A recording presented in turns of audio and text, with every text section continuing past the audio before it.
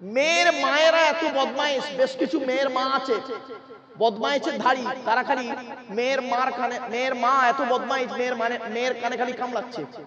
ধরুন বাড়ির বড় বৌমা, বাড়ির 4টে ছেলে, স্বামী বাম্মা, 4টে বোন, 10 জনের সংসার।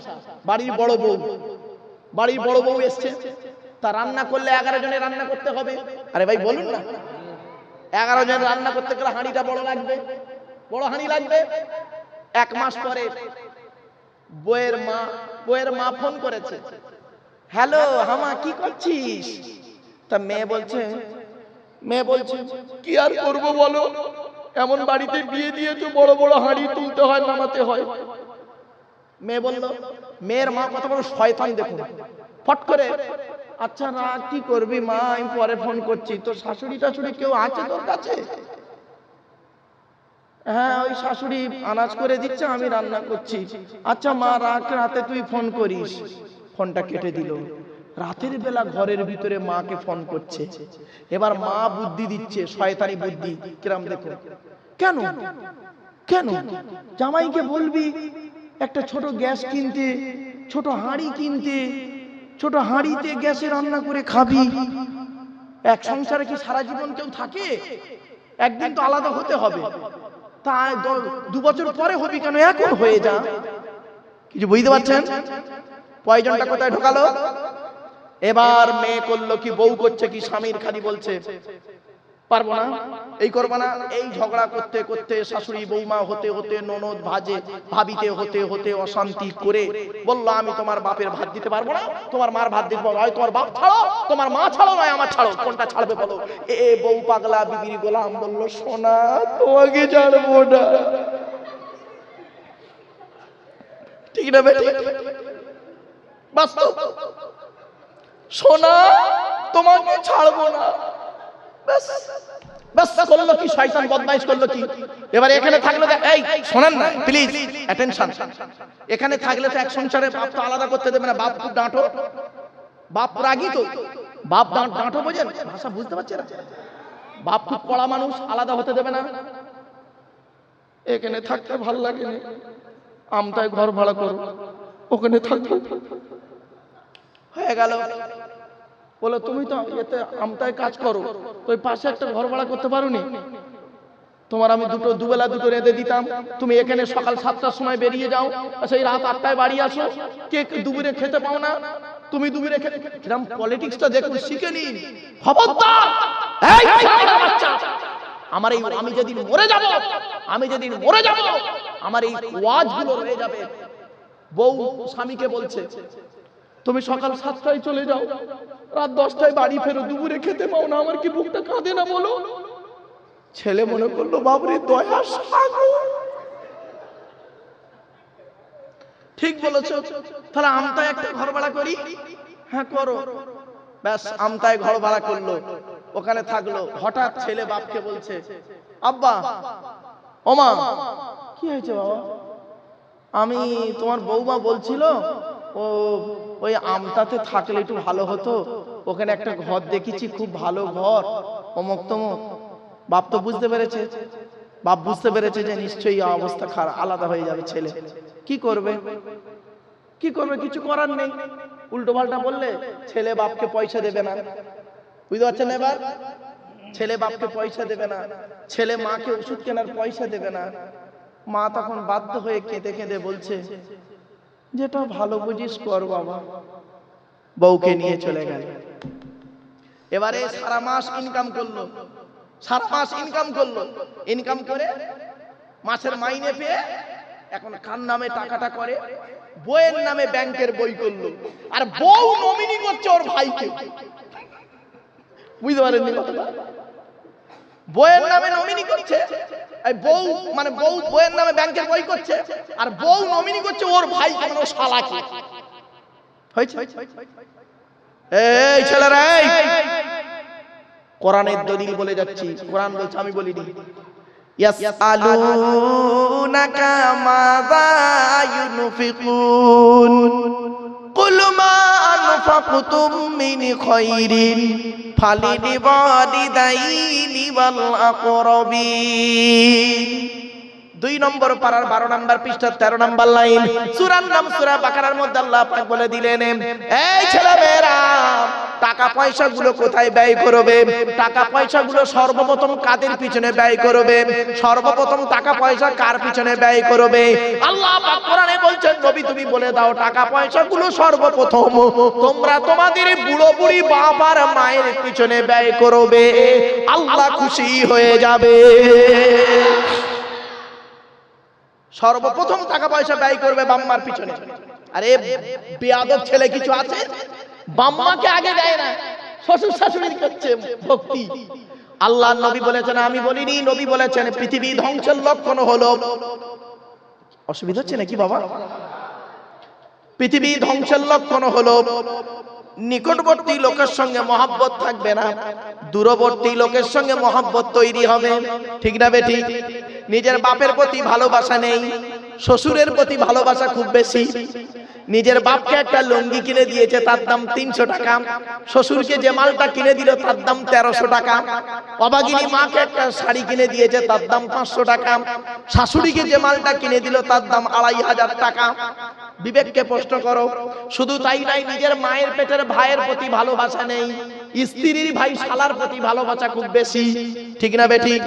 নিজের মায়ের পেটের বোনের প্রতি ভালোবাসা নেই, স্ত্রীর বোন শালীর প্রতি স্নেহ খুব বেশি। নিকটবর্তী লোকের সঙ্গে মহব্বত থাকবে না, দূরবর্তী লোকের সঙ্গে মহব্বত তৈরি হবে। ও বন্ধুরা, অনুরোধ করে বলে যাচ্ছি, বাপ আর মাকে জীবনে কোনোদিন কাঁদায়ও না, নিজের অভাগিনী মাকে কোনোদিন কাঁদায়ও না। বাম্মার চোখের পানি যদি একবার পড়ে যায় তোমার লাইফটাই নষ্ট হয়ে যাবে। আর বাম্মা যদি দোয়া দিয়ে দেয়, আল্লাহর নবী বলেছেন 3 ব্যক্তির দোয়া আল্লাহর দরবারে কবুল হয়, কোনো মিস যায় না। 1 নাম্বার হলো দাওয়াতুল মাজলুম, অত্যাচারকৃত মানুষের দোয়া। কোন স্বামী যদি তার স্ত্রীর উপরে অন্যায়ভাবে অত্যাচার করে, ওই স্ত্রী যদি বলে খোদা গো আমি অন্যায় করিনি, আমার স্বামী আমার উপরে নির্মমভাবে অত্যাচার করছে, আল্লাহর তরফ থেকে গজব পড়বে, বলতে আর হবে না। অনেক ননদ আছে দেখবেন, ননদ ভাইয়ের কানে কামড়াচ্ছে যাতে ভাই ভাবিকে মারে, এই ধান্দা করে। এ যুবতী বোনেরা শুনে নাও, ঘুঁটে পড়ে গোবর হাসে, ঘুঁটে বলে তোরও একদিন আছে। তুমি ভাবি পরের মেয়েকে যদি আপন করতে না পারো, তোমাকেও একদিন লোকের বাড়ি ভাবি হয়ে যেতে হবে, আল্লাহর তরফ থেকে গজব পড়বে, বলতে আর হবে না। অনেক বউমাও আছে দেখবেন ডেঞ্জার, স্বামীর ইনকাম বেশি, স্বামীটাকে নিয়ে ছেলেটাকে মেয়েটাকে নিয়ে খালি আলাদা খাবার ধান্দা করে। একই দিয়ালের এপারে স্বামী স্ত্রী ছেলে মেয়েকে নিয়ে মুরগির মাংস দিয়ে ভাত খায়, আর দিয়ালের ওপারে বুড়ো বুড়ি শ্বশুর শাশুড়ি আলু ছানা ডাল খাচ্ছে। ওই বউবার একটু বিবেকে বাঁধলো না? আমার বাপ আর মা যদি ওপারে থাকতো, আমি গোপনে 1 পেয়ালা তরকারি দিয়ে আসতাম। এ বউমা, তুমি মুফতি সাহেবের মেয়ে হও, হাজী সাহেবের মেয়ে হও, তুমি তোমার শ্বশুর শাশুড়িকে যদি নিজের বাম্মা মনে না করো, তোমার মতো বউমাও হলো জাহান্নামী। ইসলাম কোনোদিন এক পেশে কথা বলে না। চলো, 1 নাম্বার হলো ব্লাড গ্রুপ। এজন্য বলি, হিন্দু মুসলিম মারামারি ঝগড়া করবেন না, হিন্দু মুসলিম কাঁধে কাঁধ মিলিয়ে চলবেন, হিন্দু মুসলিম কাঁধে কাঁধ মিলিয়ে চলবেন। মনে রাখবেন, মুসলমানদের কিছু ছেঁচড়া, আনকালচার, আনএডুকেটেড লোক আছে, সাধারণ হিন্দু মুসলমানের মধ্যে দ্বন্দ্ব লাগায়। আর হিন্দুদের কিছু আনকালচার, আনএডুকেটেড, অশিক্ষিত বদমাইশ লোক কিছু আছে, সাধারণ হিন্দু মুসলমানের মধ্যে দ্বন্দ্ব লাগায়। মনে রাখবেন, সৃষ্টিকর্তার আরাধনা উপাসনা, ঠিক মাথায় রাখুন। এ বাচ্চা, চুপচাপ, কোন আওয়াজ নয়। আমাদের আসার রাস্তা হলো একটা, কটা? আসার রাস্তা একটা, যাওয়ার রাস্তা অনেকটা। কিছু বুঝতে পেরেছেন? আসার রাস্তা কি? একটা। সে রাস্তাটা কি? বাপের পৃষ্ঠ হতে মায়ের পেটে থেকে। আসার রাস্তা আমাদের প্রত্যেকের একটা, যাওয়ার রাস্তা অনেকটা। কি রকম অনেকটা? কেউ গলায় দড়ি দিয়ে মরে, কেউ অ্যাক্সিডেন্টে মরে, কেউ রেলে কাটা পড়ে মরে, কেউ মারামারি করে মরে, কেউ আবার আত্মহত্যা করে মরে, কেউ স্ট্রোক করে মরে, কেউ করোনায় মরে। তাহলে যাওয়ার রাস্তাটা অনেকটা, আবার গন্তব্যস্থলটা আমাদের আলাদা। কেউ শ্মশানে, কেউ শ্মশানে যায়, কেউ কবরে যায়, কেউ গর্তে যায়, কেউ বাঘের পেটে যায়, কেউ আবার বাস্ট হয়ে পুড়ে ছাই হয়ে যায়।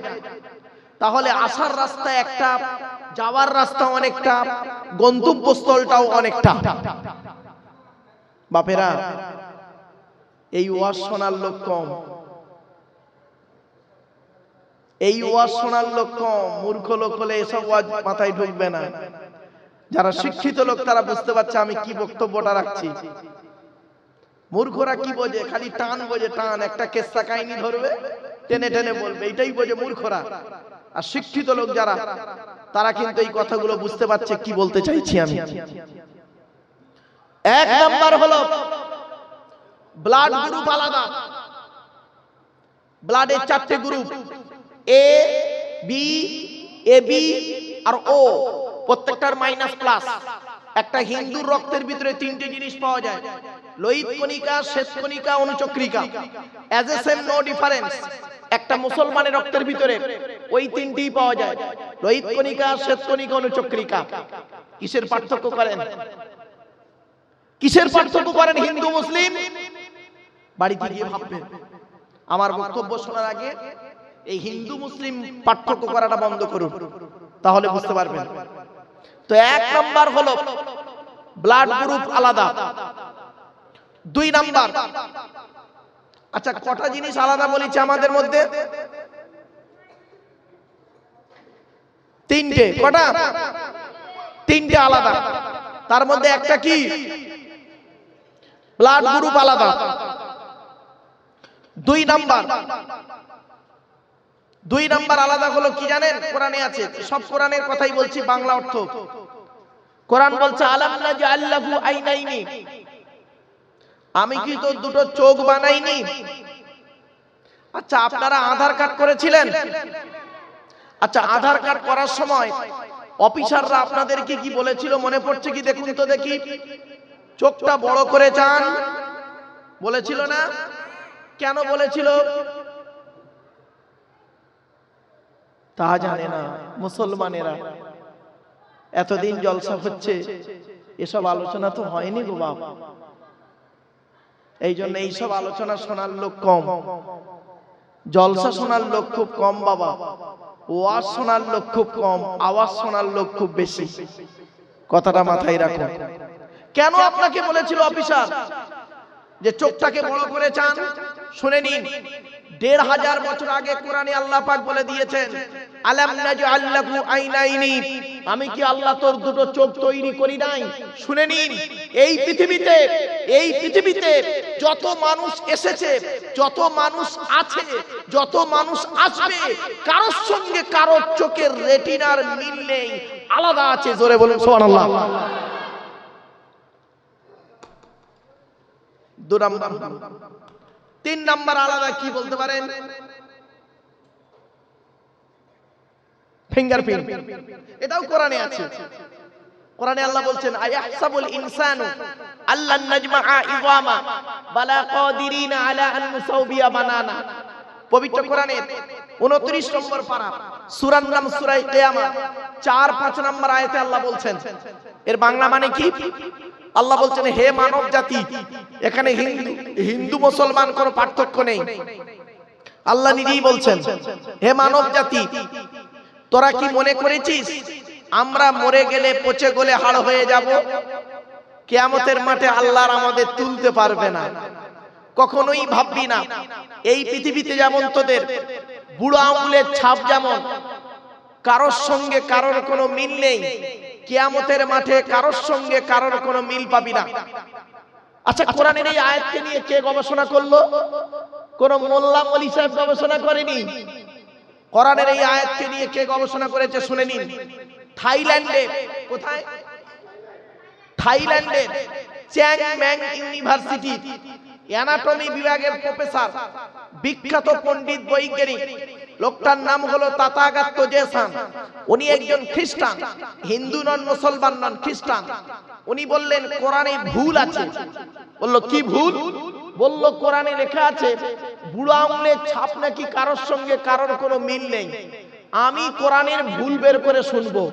উনি করলেন কি, 1000 মানুষের বুড়া আঙুলের ছাপ নিলেন, 1 বছর ধরে গবেষণা করে দেখছে কার সঙ্গে কার মিল আছে। যখন কারোর সঙ্গে কারোর কোনো মিল পেলেন না, ল্যাবরেটরির ভিতরে দাঁড়িয়ে দাঁড়িয়ে ইসলামের কালেমা পড়ে মুসলমান হয়ে গেলেন। কি বুঝলেন? এই সেই কোরআন, এই সেই কোরআন যে কোরআনকে নিয়ে সারা পৃথিবী গবেষণা করছে। America, London, France, Britain, Japan, Jordan, Germany ঠান্ডা করে বসে বসে কোরআন কি নিয়ে গবেষণা করছে। কারা করেছে? Humphry Davy, Michael Faraday, Einstein, Isaac Newton, doctor Maurice Bucaille, mister Cook, mister জাভিরিন, mister Campbell, Rajaram Mohan Roy, Ishwarchandra Vidyasagar, Rabindranath Tagore, Acharya Jagadish Chandra Bose, Francis ডেক, William Keith Moore, William Harvey, Thomas, George বান্ডা, এরা কোরআন কি নিয়ে গবেষণা করলো। আর মুসলমানদের কিছু মৌলবি কি করলো? এই কোরআনটাকে নিয়ে গোল টুপি, লম্বা টুপি, চেরা জামা, ফাড়া জামা, গোল জামা, বুকে হাত বাঁধা, নাভির নিচে হাত বাঁধা, মোনাজাত করা না করা, এই নিয়ে মারামারি করতে করতে এ ওর বলে কাফের, ওর বলে কাফের। ঠিক না বেটি? হায় রে মুসলমান, যে কোরআন কিনে সারা বিশ্ব গবেষণা করছে, আপনারা কি নেবেন বলুন কোরআন থেকে? সবই রয়েছে কোরআনের ভিতরে। ভৌত বিজ্ঞান নেবেন, কোরআনে আছে। জীবন বিজ্ঞান নেবেন, কোরআনে আছে। ভূগোল নেবেন, কোরআনে আছে। সব কোরআনে। পরমাণু বোমা নেবেন, কোরআনে আছে। মিসাইল নেবেন, কোরআনে আছে। প্লেন নেবেন, কোরআনে আছে। কি নেবেন? নিউটনের গতিসূত্র নেবেন, কোরআন থেকেই বের হয়েছে। ভাবতে অবাক লাগে, শুনলে অবাক লাগে। শুনে নিন একটা কথা আপনাদের বলছি।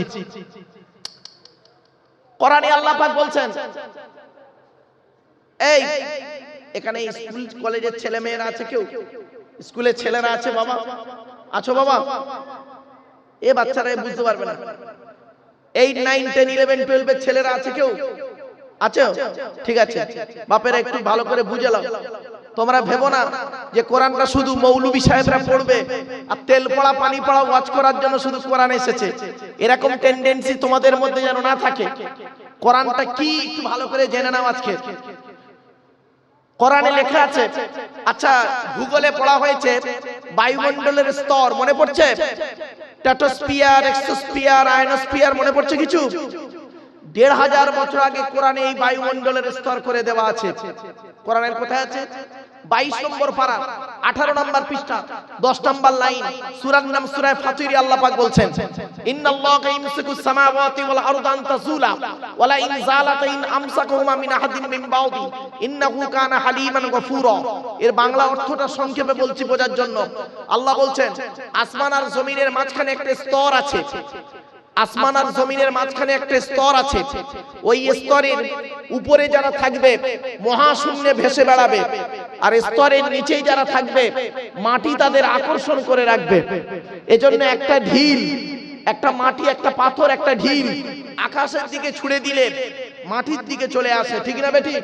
কারণ কোরআনে 1500 বছর আগে বলা আছে ওই স্তরের নিচে যারা থাকবে মাটি তাদের আকর্ষণ করে রাখবে। কোরআনের এই আয়াতকে নিয়ে কে গবেষণা করলো? কোন মোল্লা মলিশা গবেষণা করেনি। শুনে নিন, 1665 খ্রিস্টাব্দে আপেল গাছের তলায় গালে হাত দিয়ে বসে বসে চিন্তা করলেন second scientific in the world sir Isaac Newton. ভাবতে ভাবতে মধ্যাকর্ষণ শক্তি আবিষ্কার করে ফেললেন। জোরে বলুন সুবহানাল্লাহ। আর মুসলমানরা এই কোরআনটাকে নিয়ে কি করে বুঝতে পারছেন? শুনে রেখে দিন, এই ভারতের জমিনে কোরআনকে যদি অপমাননা করতে হয়, কোরআনকে যদি অপমাননা করতে হয়, বেইজ্জতি যদি করতে হয়, বেশিরভাগ মুসলমানই কোরআনকে বেইজ্জতি করেছে। অমুসলমানরা জানা কোরআনকে অপমাননা করেছে, মুসলমানরা তার থেকে বেশি অপমাননা করেছে কোরআনকে। আমি প্রমাণ দেবো, এই দেবো, প্রমাণ দেবো। দুটো প্রমাণ দিচ্ছি। কোরআন শরীফ যাদের বাড়িতে আছে গিয়ে দেখেন, সামসেটে আলমারির ভেতরে কোরআনের গেলাপে কয়েক কুইন্টাল ময়লা পড়েছে। মাকড়সা জাল বনে, টিকটিকি ডিম পাড়ে, আরশোলা পায়খানা ফেরে। কোরআনটাকে রেখেছে কোথায়? শবে বরাতের রাতে একবার পাড়ে মা বোনেরা, রোজার মাসে কোরআনটা একবার পাড়ে, বাকি আর কোরআনের সঙ্গে সম্পর্ক নেই। আর বাড়ির ভিতরে টিভি টেলিভিশন সিডিটা সুন্দর করে আলমারি সোজা করে খাটের সোজা করে রেখে দিয়েছে, রিমোটেরও গ্লাভ জুটেছে।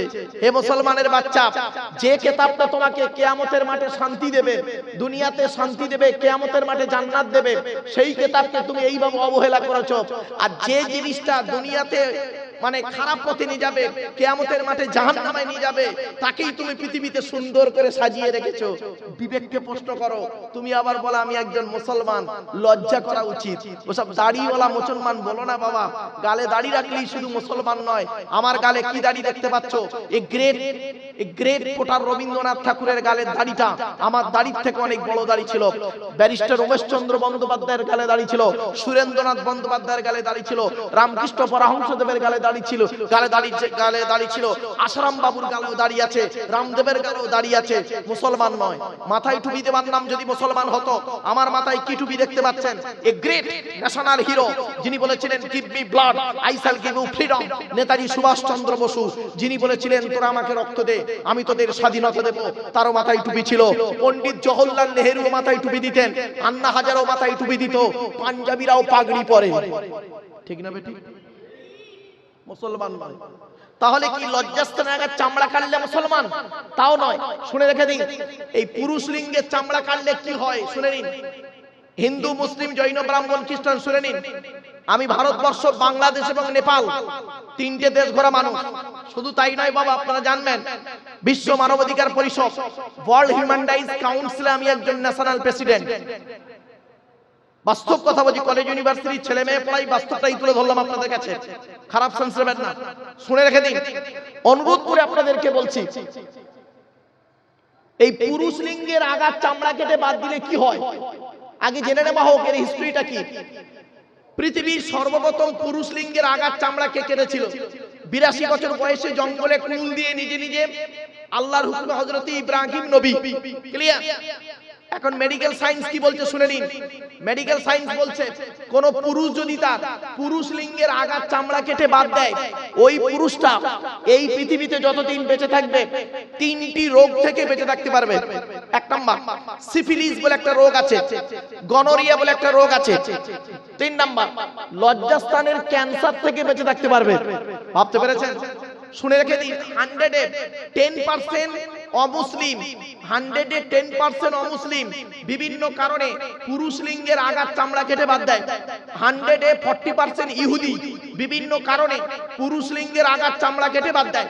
100-এ 50% খ্রিস্টান বিভিন্ন কারণে পুরুষ লিঙ্গের আগার চামড়া কেটে বাদ দেয়। 100-এ 99.9% মুসলিম বিভিন্ন কারণে পুরুষ লিঙ্গের আগার চামড়া কেটে বাদ দেয়। তাহলে মুসলমানটা কে? মুসলমানটা কে? আজকে আপনারা হিন্দু মুসলিম করেন, ভাবতে পেরেছেন? হিন্দু তুমি মন্দিরে গিয়ে যাকে ঈশ্বর বা ভগবান বলে ডাকো, তাকে জীবনে মন্দিরে পাবে না। হে খ্রিস্টান, তুমি গির্জায় গিয়ে যাকে গড বলে ডাকো, তাকে জীবনে গির্জায় পাবে না।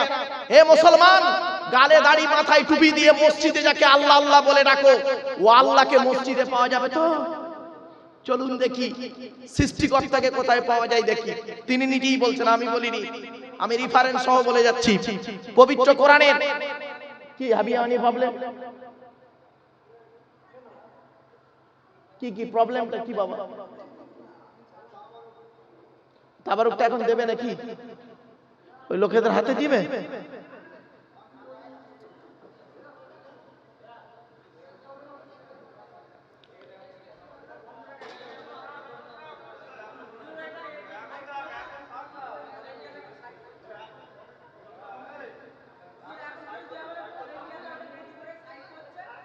ব্যাস ব্যাস ব্যাস ব্যাস।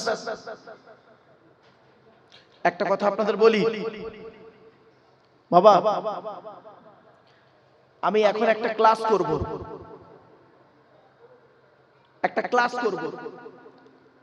কলেজ ইউনিভার্সিটির ছেলে মেয়ে পড়াই তো, পেশাগত দিক থেকে একজন উচ্চ মাধ্যমিক হাই মাদ্রাসার শিক্ষক।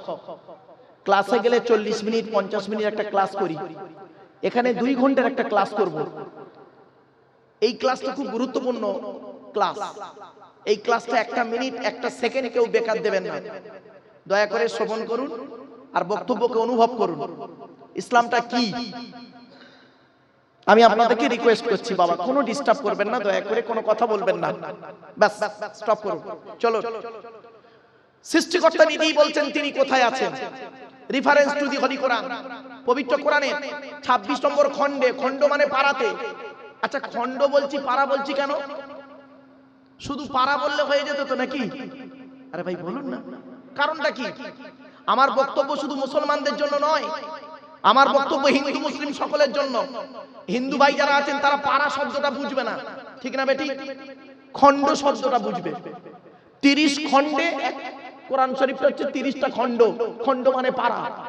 তো 26 নম্বর খণ্ডে, 26 নম্বর পারাতে, 18 নম্বর পৃষ্ঠাতে, প্রথম নাম্বার লাইনে আল্লাহ নিজেই বলছেন, ওয়ালাকাদ খলাকনাল ইনসানা ওয়া না'লামু মা তুওয়াসওয়িসু বিহি নাফসুহু ওয়া নাহনু আকরাবু ইলাইহি মিন হাবলিল ওয়ারিদ। এর বাংলা অর্থ কি? সৃষ্টিকর্তা বলছেন, হে মানব জাতি, আমি তোদের সৃষ্টি করেছি। এখানে হিন্দু মুসলমান কোনো পার্থক্য নেই। হে মানব জাতি, আমি তোদের সৃষ্টি করেছি, আর তোদের মনের মধ্যে ভালো মন্দ যা কিছু আছে সব আমি জানি। তোরা যেন কোনোদিন ভাববি না আমি সৃষ্টিকর্তা অনেক দূরে। না না না, আমি তোর ঘাড়ের শিরারও নিকটবর্তী। একবার অন্তরে অন্তঃস্থল থেকে আমাকে ডাক দে, আমি তোর ডাকে সাড়া দেব। এজন্য বলি, কোথায় স্বর্গ কোথায় নরক কে বলে তা বহুদূর। মানুষের মাঝে স্বর্গ নরক, মানুষেতে সুরাসুর। অনুরোধ করে বলে যাচ্ছি বাবা, হিন্দু মুসলমান পার্থক্য, মারামারি ঝগড়া করবেন না। একই আকাশের তলে থাকি, একই কলের জল খাই, একই রাস্তায় চলাফেরা করি, একই সূর্যের কিরণ গায়ে লাগাই, একই মিষ্টির দোকানে মিষ্টি কিনে খাই। কিসের মারামারি করেন? খবরদার নয়। অনুরোধ করে বলে গেলাম, হিন্দু মুসলিম কাঁধে কাঁধ মিলিয়ে চলুন, একে অপরের বিপদে ঝাঁপিয়ে পড়ুন, একে অপরের বিপদকে ভালোবাসুন। ছোট্ট একটা উদাহরণ দিচ্ছি, শুনলে চমকে যাবেন, শুনে নিন। রেফারেন্স টু দি হলি কোরআন। কোরআনে বলা হয়েছে, তুমি তোমার নিকটবর্তী প্রতিবেশীর উপকার করো। কি বললো? নিকটবর্তী প্রতিবেশীর উপকার করো। চাইছে হিন্দু হোক আর মুসলিম হোক। তোমার 4 চাকা গাড়ি আছে, তোমার 4 চাকা গাড়ি আছে, তুমি মুসলিম, তোমার পাশের বাড়ি একজন হিন্দু, তার স্ত্রীর পেটের বাচ্চা রাত 12টার সময় প্রসব বেদনায় ছটফট করছে, সেই কান্না ডাকটা তোমার কানে এসে পৌঁছেছে। তোমার 4 চাকা গাড়ি আছে, তোমার 4 চাকা গাড়ি আছে। সৃষ্টিকর্তা বলছে, তুই তোর গাড়িটা দিয়ে ওই হিন্দু মহিলাটাকে নিয়ে তুই হসপিটালে চলে যা। মনে রাখবি, ওই মহিলা যদি বেঁচে যায় বা ওর যদি উপকারে লাগে, আমি সৃষ্টিকর্তা আমাকে ওই জায়গায় তুই পেয়ে যাবি। জোরে বলো। মন্দিরেও পাবে না, মসজিদেও পাবে না, আর গির্জায়ও পাবে না তাকে। মানুষকে ভালোবাসতে শেখো। আমার বক্তব্য, আলোচনা শুরু করব, তার আগে বেশ কিছু কথা আপনাদেরকে গুছিয়ে নিচ্ছি বাবা, কথাগুলো একটু শ্রবণ করুন। এবার আসছি, সৃষ্টিকর্তা বলছেন, হে পৃথিবীর মানুষ, এই পৃথিবী তুই যতদিন বাঁচবি একমাত্র আমাকেই ডাকবি। তোর চলন বলন কথন সব হবে আমার মোতাবেক। কাউকে ভরসা করবি না, একমাত্র তুই আমাকেই ভরসা করবি। তুই কোনোদিন ভাববি না আমি একা, তুই কোনোদিন ভাববি না আমি একা। মনে রাখিস, আমি সৃষ্টিকর্তা তোর সঙ্গে আছি। কেউ তোর সঙ্গে থাকুক বা না থাকুক, আমি সৃষ্টিকর্তা তোর সঙ্গে আছি। এজন্য প্রফেট মুহাম্মদ সাল্লাল্লাহু আলাইহি সাল্লাম তিনি বলতেন, তোমরা সর্বদাই মনে রাখবে, কেউ একা কোনোদিন ভাববে না। আল্লাহর কোরআনেও বলা আছে, তুমি একা কোনোদিন ভাববে না, সৃষ্টিকর্তা তোমার সঙ্গে আছে। তুমি সৎ পথে জীবন যাপন করো, অসৎ উপায়ে জীবন যাপন করবে না, অসৎ পথে জীবন যাপন করবে না, সৎ পথে জীবন যাপন করো। আর আমরা বর্তমানে কি হয়েছি দেখবেন, যত অসৎ পথে ইনকাম, অসৎ পথে চলাফেরা, অসৎ অভদ্র খাবারগুলো, অবৈধ খাবারগুলো ভক্ষণ করতে ভালোবাসি, ঠিক না বেটি? আচ্ছা বলুন তো দেখি, মদের দাম বেশি না মধুর দাম বেশি? জোরে বলুন। মদের দাম বেশি। বাহ, কত সুন্দর উত্তর পেলাম। মদের দাম বেশি, মধুর দাম কম। বাস্তব তাই, বাস্তব বলছি। তবে বাংলা মদের কথা বলছি না, ইংলিশ মালের কথা বলছি। Whisky, Kingfisher, McDonald, black, wine, রিডমিল, ব্লক, ব্রাইন, এসব মদের নাম বললাম রে বাপ, যারা খায় তারা বুঝতে পারছে। সেদিন এরকম মদের নাম বলছি, একটা বুড়ো অপর বুড়োকে বলছে, দেখছি হুজুর কিরম কোরআনের আয়াত বলছি, লাউঠা। রাগ করো না বাবা, চলো। আচ্ছা, মদের দাম বেশি, মদের দাম বেশি না মধুর দাম বেশি? তাড়াতাড়ি। মদের দাম বেশি। দেখেন, দুধওয়ালা লোকের বাড়ি বাড়ি যায়, দুধওয়ালা লোকের বাড়ি বাড়ি যায় দুধ নিয়ে, দুধ কিনে কেউ খেতে চায় না। আর মদওয়ালা দোকান দিয়ে বসে আছে, ও মোটর সাইকেলে তেল পুড়িয়ে মদ কিনে খেয়ে মারামারি করে থানার ভিতরে লকাবে বসে আছে। ঠিক না বেটি? বাস্তব কথা বলছি।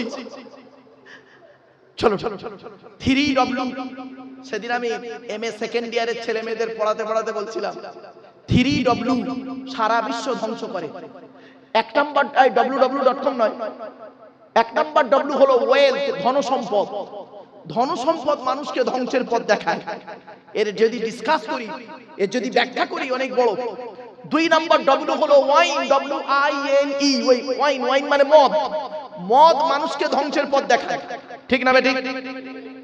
3 নাম্বার W হলো ওম্যান, নারী। নারী মানুষকে ধ্বংসের পথ দেখায়। এই যুবক ছেলেরা, ও যারা মনে মনে প্রেম করছে ভাবছে সব সর্বনাশ হয়ে গেল।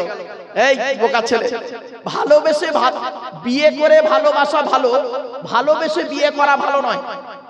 আবার বলছি, বিয়ে করে ভালোবাসা ভালো, ভালোবেসে বিয়ে করা ভালো নয়। ইসলামে একটা অবৈধ, একটা বৈধ, বাস্তবটাই বলছি। আর পিতামাতাকে জানিয়ে বিবাহটা করবেন, তাদের অনুমতি নিয়ে বিবাহটা করবেন, এতে খুশিতে রাখবেন সংসারটা। আসুন আমি ডিসকাস করছি, একটু ধৈর্যের পরিচয় দিন, টু দি পয়েন্টের উপরে আলোচনা। তো চলো এবার আসছি। সৃষ্টিকর্তা বলছে, বান্দা শোন, এই পৃথিবীতে তুই আমাকে কোথায় পাবি, আমাকে কোথায় পাবি? ছোট্ট একটা উদাহরণ দেবো। আল্লাহ কোথায় আছে, সৃষ্টিকর্তা কোথায় আছে ভাবতে পারবেন না, ভাবতে পারবেন না। এই পৃথিবীতে সৃষ্টিকর্তা তার কুদরতি ক্ষমতায়, সৃষ্টিকর্তা তার কুদরতি ক্ষমতায় হাজির হয়, আপনি আমি বুঝতেই পারি না। একটা উদাহরণ দিচ্ছি, একটা ছোট্ট এক্সাম্পল দিচ্ছি আপনাদের কাছে, ভালো করে শুনে নিন এক্সাম্পলটা। গভীর রাত, আপনার স্ত্রীর পেটে বাচ্চা, প্রসব বেদনায় ছটফট করছে। আপনি আপনার স্ত্রীকে নিয়ে গেলেন আমতার একটা বড় নার্সিং হোমে।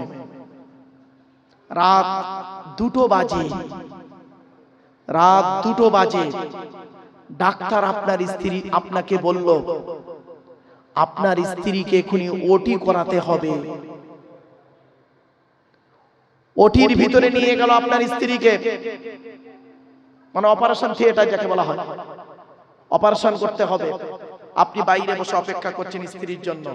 কি খবর হয়, ছেলে হয় না মেয়ে হয়, কি খবর হয়? কিছুক্ষণ পরে ডাক্তার বাইরে এসে বলছে আপনার স্ত্রীর অবস্থা খুব খারাপ। কি হয়েছে স্যার?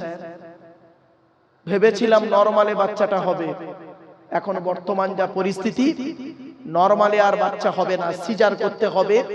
বাচ্চার পাটা বেঁকে আছে, এখন দুটোর মধ্যে একটাকে আপনাকে বেছে নিতে হবে। হয় বাচ্চার মা মারা যাবে, নইলে বাচ্চা মারা যাবে। কোনটা নেবেন আপনি বলুন? বাচ্চা ও উত্তর দিচ্ছে, ওকে বে করে না, বলছে বাচ্চার মাকে।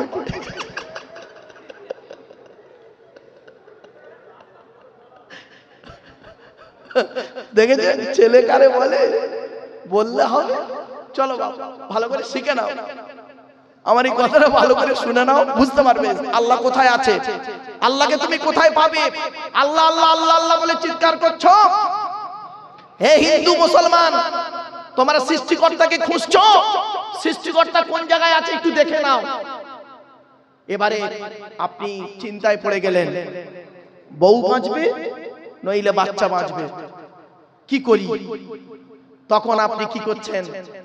ডাক্তারকে বললেন, স্যার আমি উত্তরটা দিতে পারছি না, আমার স্ত্রীকে জিজ্ঞাসা করুন।